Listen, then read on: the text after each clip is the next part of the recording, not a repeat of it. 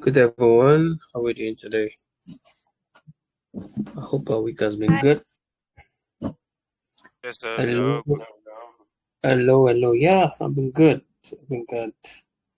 We are gradually wrapping up our classes for this cohort and this product management course. All right. So today we're just doing like what's it called now? A a run through actually of what we've been talking about. So we had to characterize it in this 5 P's of product management, which just covers every aspect of product management. All right. So that's, I don't think there's anything that we will be discussing here that you guys are not aware of. So I'm just going to breeze on everything and just to ensure that we are all abreast with all that we've talked about. All right. And then by tomorrow, I should be sending you guys the project. Um, yeah, and we can be wrapping things up like that. All right. So table of content for today, we're looking at. I know you guys know what the purpose of product management, the North Star of product management, people, the art of product management, process, the framework for success, and then we'll then be looking at product, the art of what we do, and then performance, which is measuring success and driving growth. All right. So give me 1 second, guys.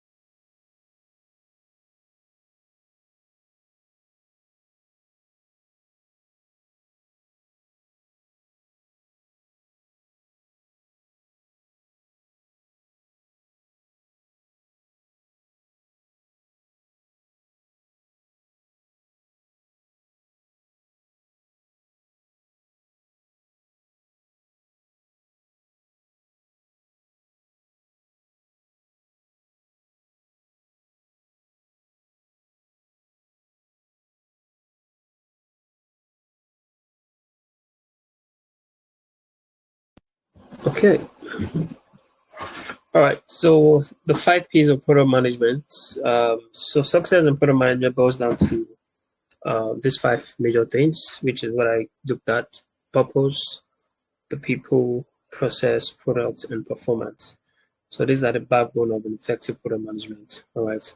And by the time we look into all of this, we realize that it cut across everything that we looked at all through this class. All right. This course that we've from the beginning even to the very end. All right. So purpose. Um, In context of product management refers to the overarching goal or mission that drives your product. So pretty much this is the why. Why are you building this product? What is the purpose? So understanding the purpose helps you know how you can navigate decision making based on short time or based on long term value. All right. So you really need to understand why. All right. So this gets to understanding why are we even building this product? Is it to improve the quality of health? Is it to be able to streamline a process? Is it to be able to to mitigate a certain issue or to optimize the time it requires to get something done or think whatever the case is. All right, but you need to understand why. Why are we building this product? All right. So defining your product purpose, all right, isn't always straightforward. All right. It requires deep thinking, market research, and often soul searching. All right. So we're going to look at all that entails with, defining your product purpose. All right. First thing first, you have to understand what the problem. I know we've said this quite a number of times. What problem are you solving? What pain points? What does your product address? For instance, when I worked on this project, for instance, you're looking for a product management tool that would simplify workflow for distributed teams. All right. Next is you are looking at identifying the target audience. You look at who are you solving this problem for, so you're specific about the target audience. One, the problem. Two, target audience. The three then is the vision, the ideal outcome. If your product succeed, what does it look like for your user? So by time, because I remember when we were talking about market, looking at product discovery and all of that, a lot of people tend to overlook the outcome of their product. They always as much as you might want to focus on your problem you're solving, the audience, but as much as you know that you have to envision the outcome, how does success look like for your users? Such that when your user gets to use your product, what are the things that are able to get done? And I remember I talked about that. That's literally that's what determines your value proposition, right? Do you understand? So by using this product, the user should be able to do this, do that, achieve this, achieve that. All right. So your subset, for example, now if your product is like Zoom, all right, Zoom or Teams, you could say that your success means helping teams to collaborate seamlessly across time zones, meeting deadline consistently. That's if you're using the project management tool anyway. If you're building a product management tool, or reducing stress related to product management. All right. So these are the outcomes that your user gets to experience. So that's how you think in terms of purpose. So next is aligning with company goals. All right. So how does your product fit into the larger organization objectives? This is very important. You need to get this as well and make it inspiring. A good purpose should motivate your team and excite your users. So you frame your purpose as empowering teams to achieve more together from anywhere in the world. And I'm talking in respect to a project management tool anyway. But ensure your product is inspiring. There should be something inspiring about your product that to get people on board will be hard. People can buy in and resonate with it. All right. People can buy into the vision and resonate with it and say, oh, I see what you're doing. I see how this product is doing this and that. And I know I'm inspired to get on your team or inspired to use your product. End of the case. Next is communicating and reinforcing the purpose. All right. So after you've defined your purpose, right? You understand what the purpose is. You need to be able to communicate and reinforce it with your team. This is one of the crucial aspects of the purpose of your product management. Being able to communicate your why.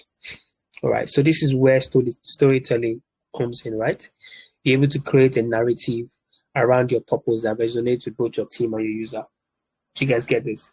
So it's very important that you are able to tell a story around your product. If you guys have come across several founders or product leaders or stuff like that, and you see them talking about how they discover how they come about to solve a particular problem, you can feel the emotional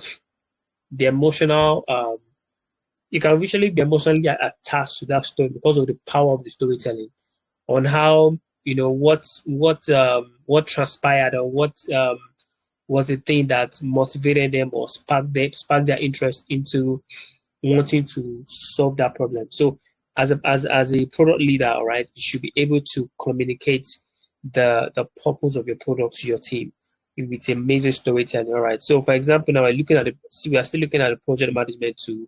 You share a story of how frustrated team leaders who struggle to keep their project on track across different time zones. Then you paint a picture of how your tools can transform everyday work, reducing stress and increasing productivity. So this is something that's powerful as a product leader or a product manager or a founder or anyone that is leading the management of a product, the development of a product. You should have it in your mind that being able to communicate the purpose is very important. All right. So make it a point of duty for you to ensure that you're reinforcing that purpose in every meeting. So before, I know there's an organization I work for, right? That every before any meeting, right, we read out the mission and the vision, so that everyone is always aligned that this is what we are doing, this is the reason, and this is what we are trying to achieve.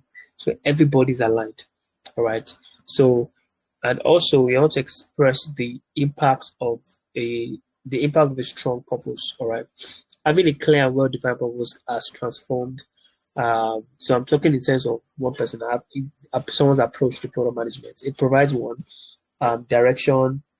Um, so especially when you're faced with tough decisions, all right, you already know what the purpose is. So you're able to decide on things that aligns with the purpose of your product. So there's no way you're going out of scope because you already know what you're trying to achieve. So it helps you it helps with decision making, right? Motivation, it compels you a compelling product, a compelling purpose inspire the team to push through challenges, right? Because I don't really think there's any product, any major product that has really excelled in the market that wasn't faced with a whole lot of challenges, either by even by trying to grow the product, finding investors, pushing against regulatory regulations and things like that, or pushing against um, industry perspective and things like that, or even pushing against competitors and things like that. All right. So you have to be very motivated to be able to push through a lot of challenges, and that's how you have to carry your team along as well. Because it's not just about, oh, let's just build something. People need to be able to really want to be on board to do or build that product with you. All right. Differentiation. All right. A unique purpose can set your product apart. So if your purpose is really unique, it can really set you apart in the market. All right. User connection. All right. So when users understand and resonate with your purpose, they become more than customers, but even become advocates. So this is where you get to a point where people start advocating for your products. People start speaking about your product. You start getting reviews that you didn't ask for. You get, and this is what happens when people already resonate with your product. So the power of purpose, of understanding your why, being able to communicate it, is a very strong part as a product leader. All right. A lot of people, one of the reasons why a lot of teams break out a lot or don't even grow is because no one really understands the purpose. So you have to really ensure that you're stating that and you're forcing that as many times as possible. All right. So as market evolve and user needs change, prepare to reassess and refine your purpose. It is a living element of your product strategy that should grow and adapt over time. I've seen a lot of products, honestly speaking, that have evolved in their why. All right. You might start something just because of your level of exposure or understanding of things. You might have a why at some certain period, but when you begin to interact and engage the market, your users, you start realizing that your anchor has been wrong. So you need to reassess with the why again and ensure that your why is really adapting to the to the user's need or to what it should be. All right. So the time where you have to keep reassessing it and keep refining it until you find the right why. Right.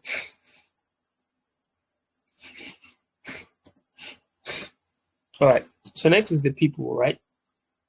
People is the art of your product management. All right. So this is your team. Isn't just the people product management isn't just about managing people products. It's about managing people. I think I mentioned it as one of our classes. All right, it's all about managing as much as your product because the product are people that are building the product. So if you can't manage your people, if you can't build your team, you most likely won't succeed in building your product because it is people that will get that product built or delivered to your users. So you must really get to understand your team or your team member, able to be able to collaborate with your team members, your stakeholders, and your users. All right. So building and nurturing your team is very important in as a product leader. And notice that I'm using the word product leader because you might start your journey as a product manager or associate product manager, but to really rise in this product management role, you have to start thinking like a leader. And it's leaders that start thinking about the whys, that thinking about the reinforcing the mindset, reinforcing strategy and things like that. Because it's not just about skill set right now, it's about some level of mindset that you should carry that is really important on how you carry out your role as a product leader. All right. So um, your product team is the engine that drives your product forward. So building an high performing team has been one of the most rewarding aspects for any product manager.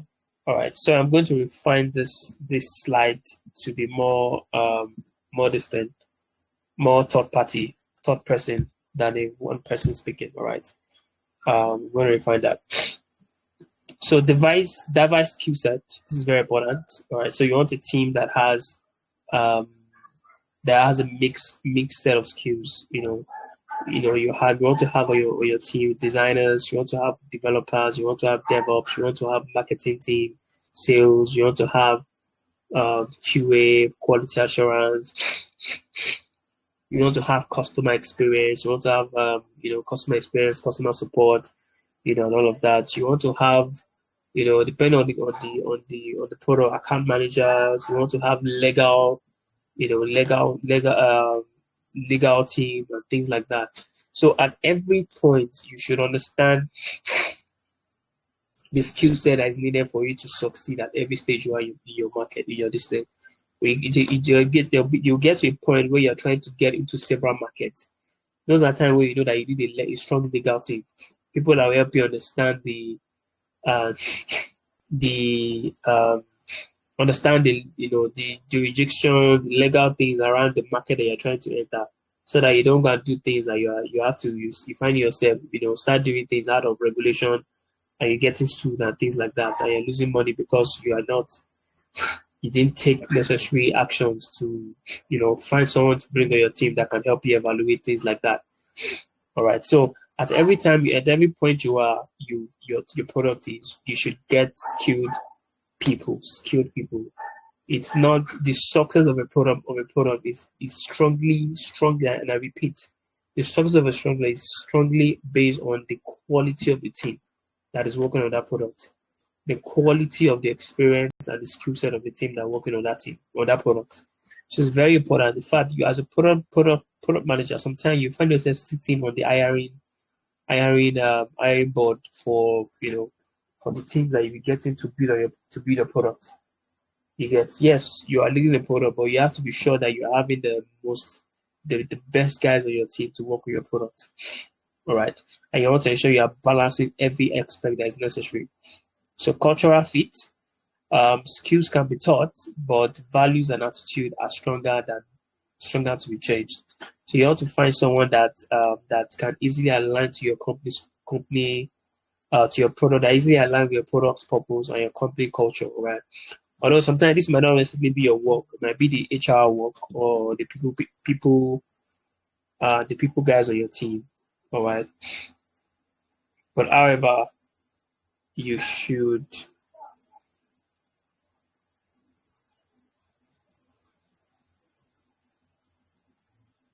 you should. All right. So next is empowerment.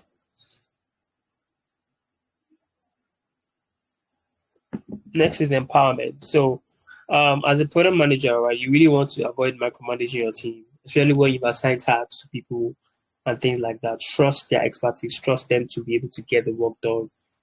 Trust them that they can able to deliver on the outcome of the product, all right, or the tasks that you've assigned to them and everything. So ensure that, and that's why it's important to have the right set of team on board, so that you won't need to be able to you won't need to micromanage your team.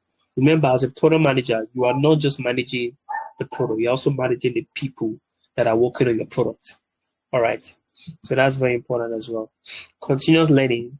You also have to ensure that you are encouraging your team to learn and improve their skill sets, even you as a product manager, which is why some of you are on this call as well. It is important to always stay abreast in the industry trend, even in what is your knowledge or what is required for you to be able to you know to be able to play your part, as a product person. All right. So that's very important as well. Next is celebrate success, acknowledge big wins and small wins, boost the morals of your team, force positive behavior. All right, so something that's very important as well. Still on people, we're looking at the stakeholder management. All right, so managing stakeholder often can be very challenging aspect. All right, so you want to learn how to manage stakeholders. First of all, you want to identify who your key stakeholders is. I remember we talked about this, I think, in our earliest classes. We talk about who are my stakeholders.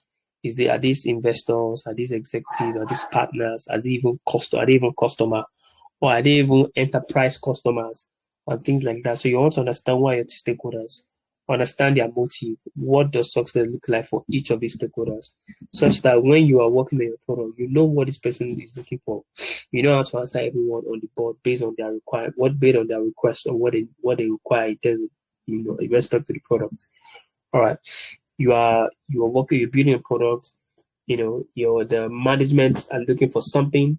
You know how to tweak your report or tweak your you know how to do trade-offs. That's the word now. You know how to do trade-offs such that it's not like you are focusing on one person beyond. You're choosing another person over the other person. So you'll be able to understand. That's why when you understand your why, you can evaluate everyone's requests, and know how it fits into the purpose of your product or the goal, and all of that. And you prioritize based on that and know which person's request or feedback you'll be adopting. All right. So that's very important as well. So regular communication. All right. So it's also important that you schedule regular communication updates, avoid misunderstanding, build trust with your team, with your stakeholders as well. Manage expectation, be honest about what's achievable. It's also very important that you do not under promise and over deliver, and over promise and under deliver. Either to evaluate what the velocity of the job that of work, know what it takes, what you guys can release at a certain point of time. I don't promise, don't say, oh, I'll get this done where you're not sure you can get it done. All right. So do that and ensure that you're managing expectation across board, including your managers, partners, or users. All right. Involve them in the process. All right. So when stakeholders feel involved, they are more likely to support your decisions. All right. So carry your stakeholders along in the process. Could always give them feedback, updates. Okay, so this is what we've done. Run them through the roadmap and things like that. Let them understand that, okay, this is what we're doing. This is what we expected to get out of this and things like that. So that they feel like they're also part of the whole process. And next is user-centric approach. Or at the end of the day, it's more important. The most important people in product management are the users. All right. So you want to ensure that your product is user centric. All right. Ensure you are doing your user research. We've already gone over that, which is, for example, your user interview, surveys, usability tests. These are non-negotiable when it comes to product development. Like I said, I know I interpreted it. At almost every phase, you'll be running interviews, you'll be running surveys, you'll be doing, you'll be engaging with your users back to back, running pilot, running group, or a focus group, getting feedback, you know, doing user testing before you roll out any major features, find a set of group of users, run the testing with them, get their feedback, refine and things like that. So as a product manager, one of the most people you find yourself more close to are your users because they're the one you are building for. So in everything there should be a loop, a feedback loop they are creating with your users, whereby for every decision, major thing that you want to put out, you already validated with them with a certain number of users before you are rolling it out, and you are quickly getting feedback. You are creating a means to quickly get feedback to improve, because they're the one you are building the product for. You understand? So, run your empathy mapping. All right. So before making any significant decision, create an empathy map to understand users' thoughts, feeling, and motivation. I know we already did. I know I gave you guys an assignment on that as well. So you want to know how your users are emotionally tied to some things around about as regarding the product. What is the feeling? How does what for a particular feature? What is the motivation that would drive them to want to use it?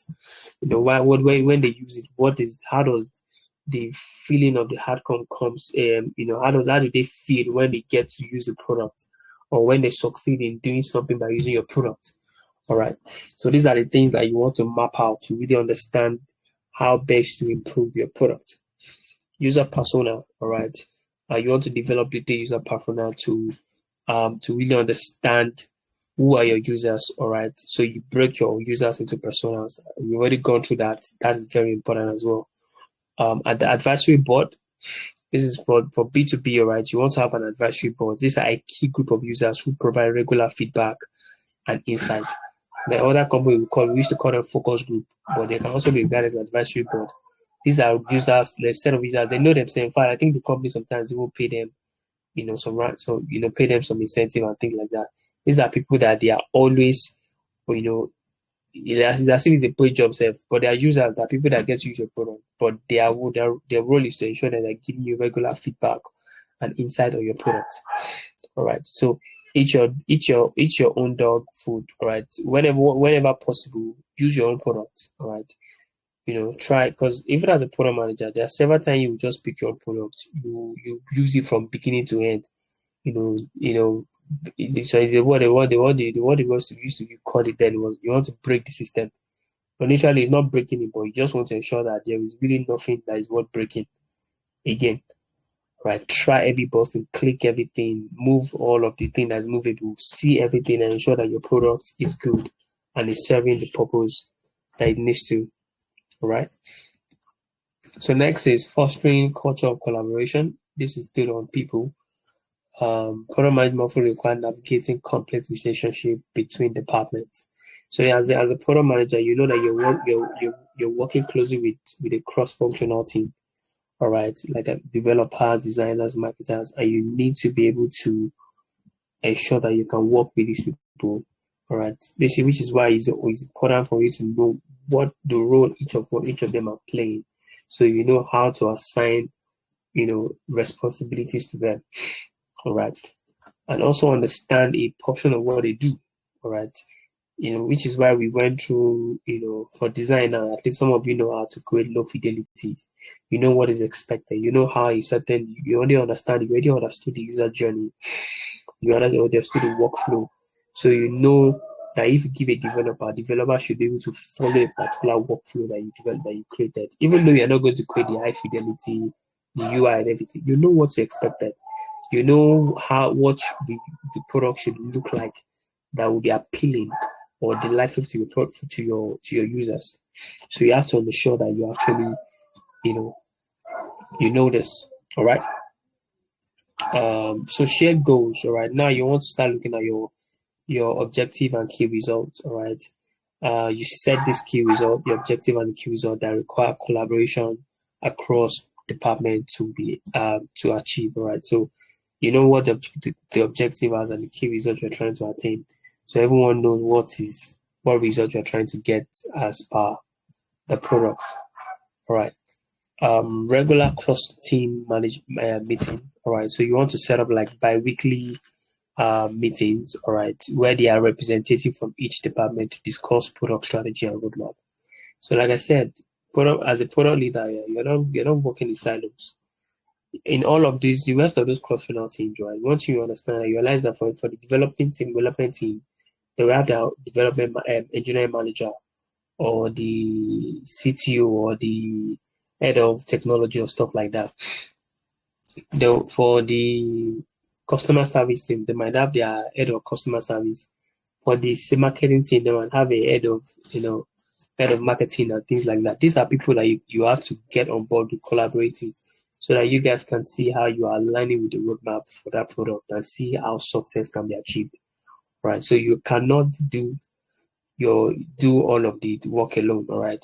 So when as well as you are planning together with in terms of design lead and everything, you're getting feedback from there. You're seeing how that aligns with your roadmap. You're seeing you're giving your own feedback as well.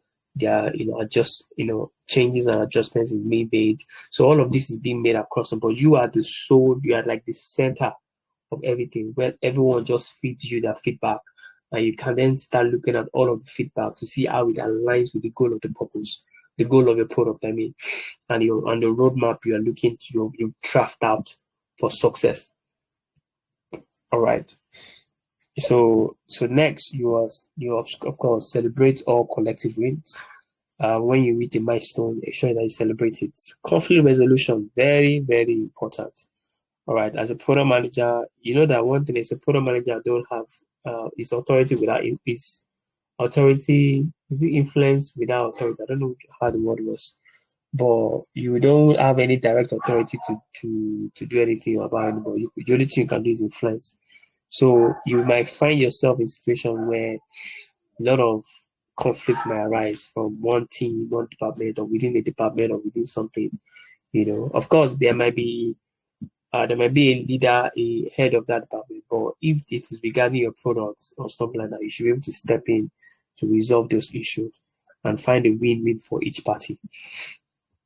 All right. So next is still on purpose. Now we're looking at the power of emotional intelligence. As a product person, you have to have a strong emotional intelligence because, like I said, if you're working with people, you have to have a strong emotional intelligence. All right. You have to be self-aware, recognize your own emotion and how it's going to affect decision making. Right. So you should not, for example, now if you're a lady, let me use an example because I've seen it happen before. You're a product manager and you're a lady and you're in a team of guys. All right. You should not let the fact that they are guys and feel what's the word now? Because they are guys now, you start feeling intimidated or things like that, and because of how you're feeling or you're feeling that they're being because some men can be like that, all right. So when you are the product manager, you should be able to make, give decisions, and delegate tasks and things like that, and not let someone, whatever thing impose on your decision making, all right.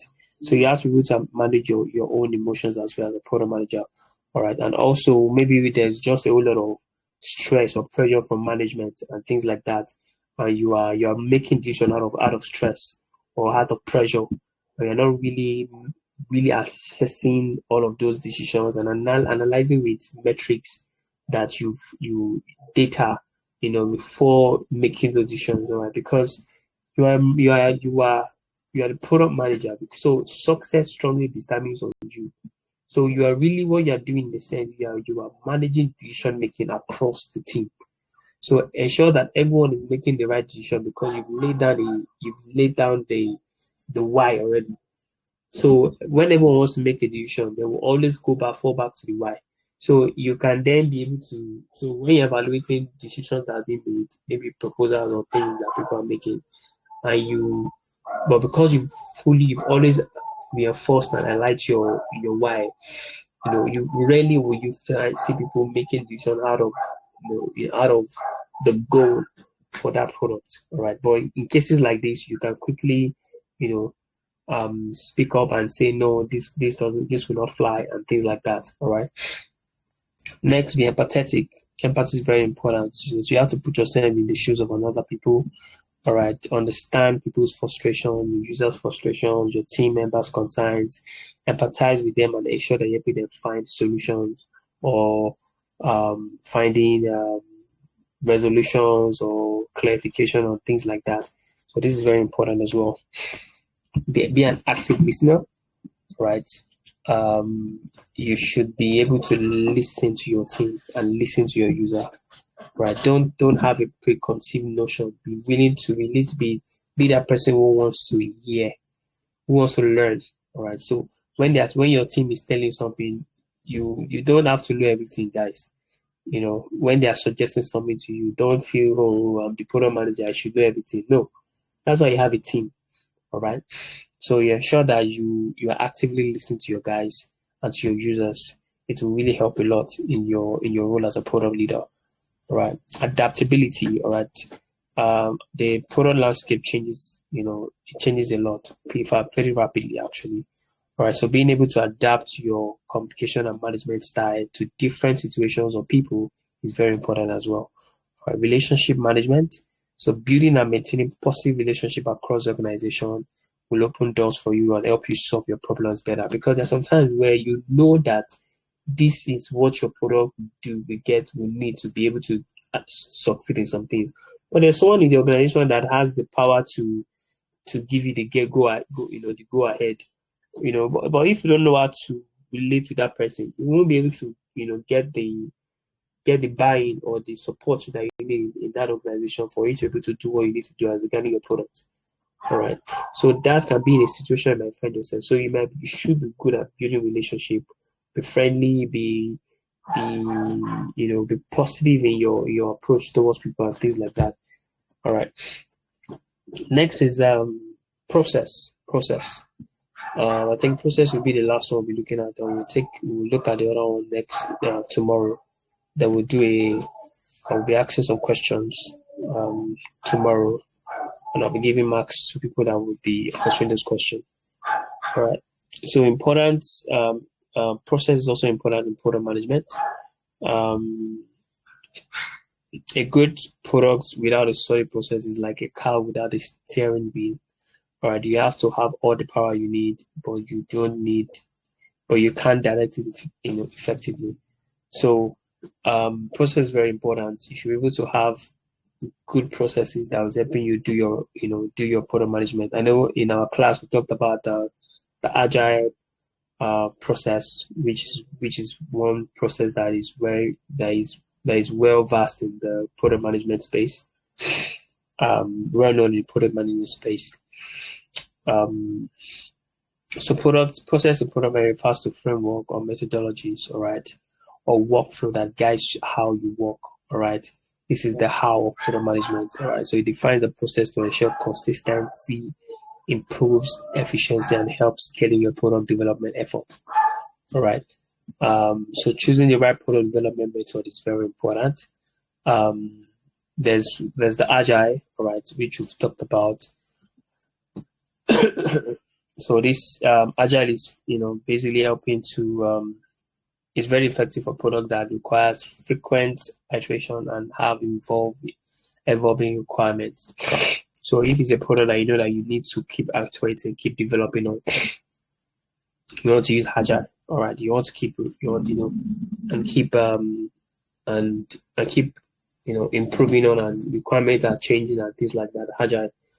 I know I've used in my first entry into product management. The first company I worked with, where I think it was what I thought we're using, because it wasn't necessarily the company didn't actually own the product, but we had clients who have specification of some things, and we draft a proposal based on those specification, and we build a product, and we deploy it to them. So there's no continuous iteration on that We just and we build it according to expectation and we launch them. So if anything, they only just pay for maintenance, servicing, server update and things like that. But we build according to specs and that's it. So that's one thing. So for a product like that, waterfall is really applicable, right? Because we need to get that specification, do some requirement that we design. After we have done design, we send them the design, they review it, they after they reviewed it, they approve it. We continue after we've done, we start development. When we are done with phase one of development, we go to them, we show them, we do some some testing that will continue phase two and things like that. So it was just a long line linear process of development. It wasn't looking like Scrum where we had a circle of things happening in sprint. All right. So that wasn't happening. All right. So we had like there was a timeline, there was a deadline where everything needs to roll out and things like that, where the project will end. All right. So waterflow was something that we used. So Scrum, we understand what the Scrum involves, right? Where you have to there's a structured sprint, there's daily stand up, you are defining there's the product owner, Scrum master, and things like that, development team. So there's also Kanban, which will also look at as well. So this is visually important where you are looking to manage workflow and define bottlenecks. All right, the waterfall approach, which was what I was talking about. All right, so when the requirement is not changing, the requirement is fixed, and there are definite phases for the project. So you use waterfall. Lean is a process where you're trying to eliminate waste and continuous improvement. So you want to ensure that you are not being wasteful in your process and even your resources. So you want to maximize all everything that you have. So that's where Lean comes in. So key component of effective product management process. We looked at product discovery. This is where you identify your user need, market opportunities, potential solutions. You start with extensive user research, quantitative analysis, and market studies. Where you then this is a point where you run your surveys, your customer interviews, and analytics. And I know we've done this part as well. So ideation, we talked about ideation, like we looked at all and prioritization. We looked at all of the ways to develop an idea. All right, you guys should go back to the what's it called now? So the slides where we talked about ideation and things like that, and prioritization process method. Looked at RICE, reach, impact, confidence, and effort approach scoring model. We looked at Moscow. We looked at several type of them. So go back and check that as well. Road mapping is a strategic document that outlines the vision and direction of the product over time. So you create a short time and a long term roadmap. So roadmap just shows you it's literally what the things that needs to be done for across a certain time. Right? Like for example, now for between this period to this period, we should have we should have roll out the first MVP. We should be done with development. We should be acquiring customers, getting in touch with users, blah blah blah blah blah. Hit this milestone to get. So this is how you flesh out your roadmap for short time and for long term as well. Okay, so backlog management, we talked about this as well. All right, it's where you do your backlogs and prioritize your backlog and all of that. So backlog can contain your features, enhancement, and even bugs. Next is sprint planning. So for team using Scrum, sprint planning is crucial. So you want to plan your sprint. So you decide which item on the backlog that will be going into the sprint. All right, and you ensure that you set the sprint goal and ensure that it is clear and achievable. Next is development and testing. All right, so while actual coding is done, by developers. As a product manager, you work closely with your development team and also with your QA team. Clarify requirements, answer questions, and also ensure participate in code reviews, all right, and testing to ensure that your product meets quality standard. Over here in my role in my place of this thing, when we are done, when the engineers are done developing the product in the sprint, a feature or something in the future, a user story actually, and they merged it it's been merged to the to the environment that needs to be. The QA have tested it before it's been approved. The product manager has also tested and approved it, ensure that the thing is working according to what the requirement says. So you also need to test. You also need to ensure that this product is meeting the requirement. So you also manage your release as well. All right. So you coordinate all aspects of the product release, from final testing, marketing preparation, customer communication, and all of that. Your release notes, your market communication, and things like that. You plan all of this. Release notes is literally all that is involved that for that product to reach the user. So first of all, you are done with the development. You've tested it and everything, but now it has to be released to your users. You really want to ensure that you manage this process. All right. So all of the things that's needed for your marketing team to be able to and your communication team to be able to write needed for them to be able to communicate the goal, the benefit or the value of that feature of that user story to the user for them to be able to start using it. All right. So these are things that, and in fact, you might even need to find yourself doing some level of marketing for that new user story or that new features that you're rolling out. All right. So maybe update needs to be sent to the users by email. You want to run some ads and things like that. So these are part of your release management, all right? It's not just about you are done, you push it into the product.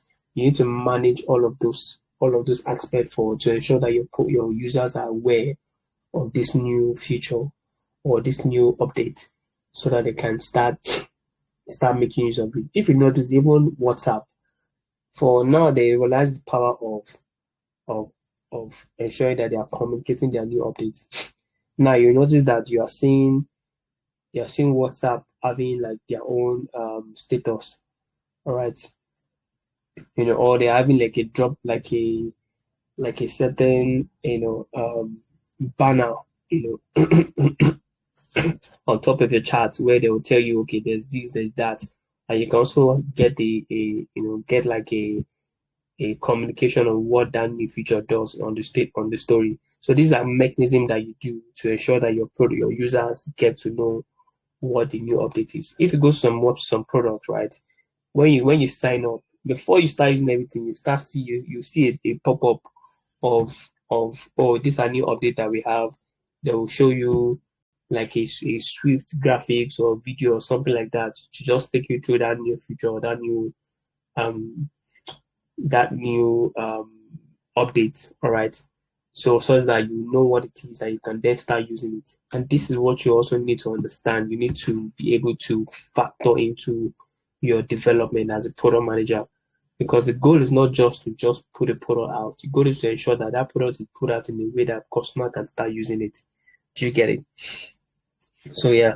So your post-release evaluation. So this is where you are then evaluating and analyzing user feedback, monitoring metrics. But we talked about all of those metrics in terms of daily and monthly active users uh, um, and things like that. So we looked at all of those metrics. You evaluate all of those metrics to see how people are actually engaging that feature or that update. All right. So next, we're looking at tools and technology. All right. So there are several tools that we use in product management. We actually use project management tools as well. For such as Jira, Trello, Asana. This is to track tags and sprint management. All right, we use road mapping software such as Product Plan and AHA. This helps you create and share product roadmap. We use user feedback tools, user voice or Pendo. These are ones I've used Pendo before for collecting and analyzing user feedback. Analytics platforms such as Google Analytics, Mixpanel. These are tools that you need. See, guys, listen. These are tools that you need to go and learn how to use. I know there are some. Maybe I'll just share some on the group so that you guys can go and take those courses to see how you can use all of these tools, because they are very, very important, because it makes life easy for you. So you need to learn how to use all these tools as well. Prototyping tools, Figma, Envision. What's the name? I know we use what's the name again? Whimsical as well for prototyping. But Whimsical is usually for wireframing. So there are other prototyping tools that you can use. There's collaborating tools, Slack, Microsoft Teams for communication. All right. So next is continuous improvement. All right. So one of the most important aspects of process is the continuous improvement. All right. So in this part, we're looking at regular retrospectives.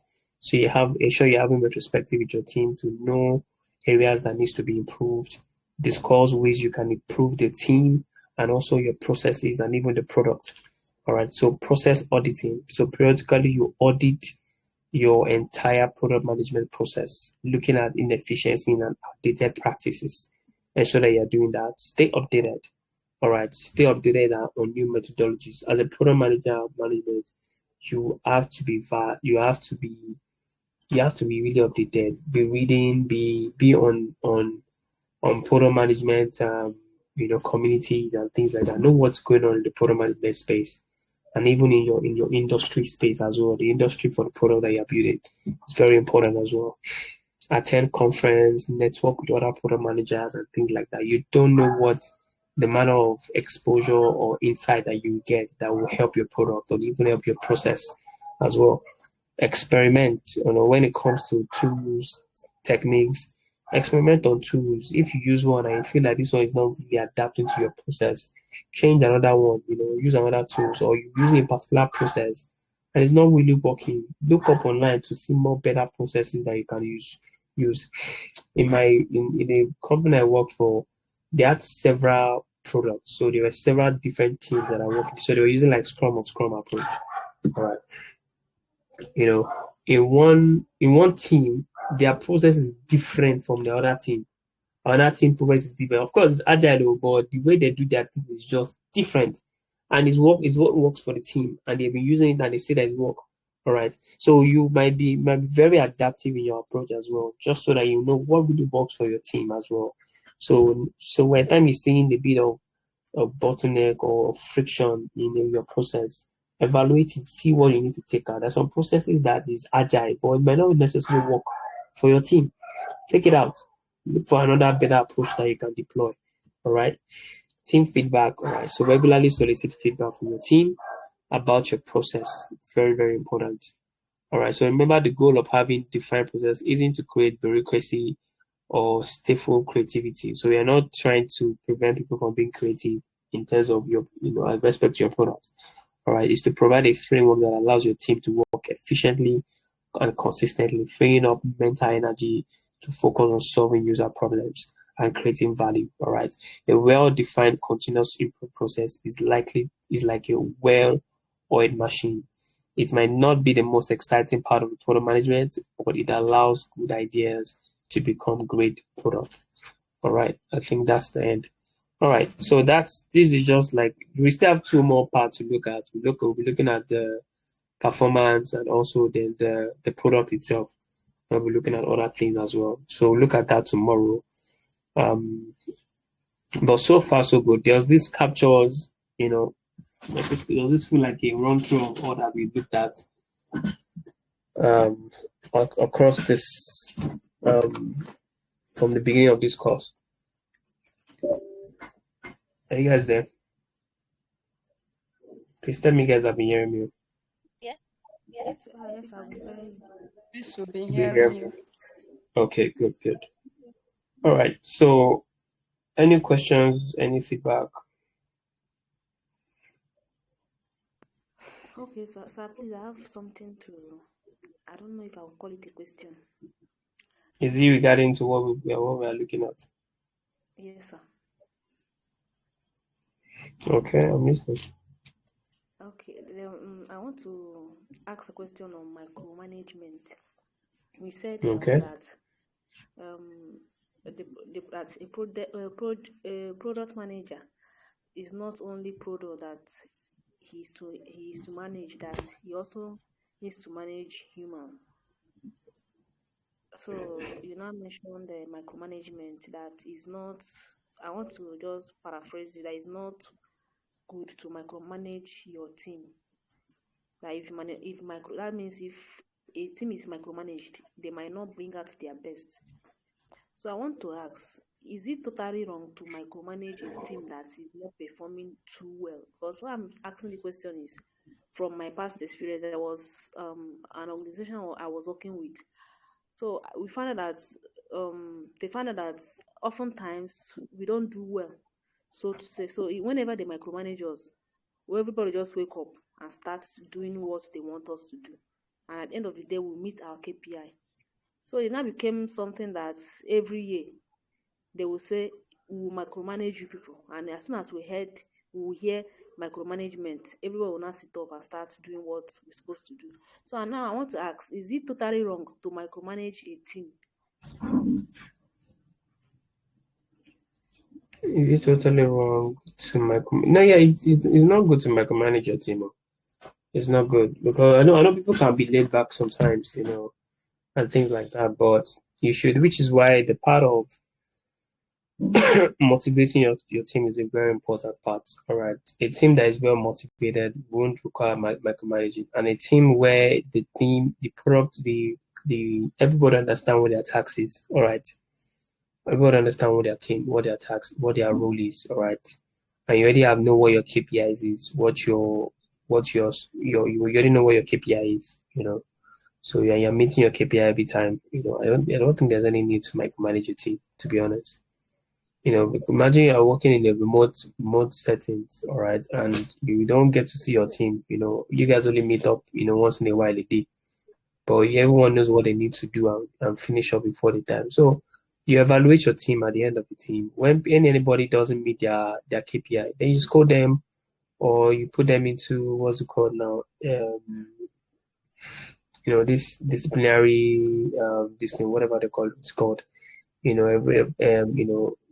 Evaluate their performance, and if they are not meeting up, so they'll be on the verge of losing their job. Their job. So that's something. You don't need to micromanage anybody to do what they are being paid to do. So yeah. Okay, sir. All right. Thank All right. All right, guys. So tomorrow we meet, most likely by 7, actually. Sorry, and I'm putting this thing by this time. My week has been a bit tight and everything. So we're gonna put it tomorrow. Class will also be by 7. All right. All right. So thank you so much, guys. See you tomorrow. Tomorrow I should have your project ready. So for your project, right, it's not since there's no interface on the what's it called now?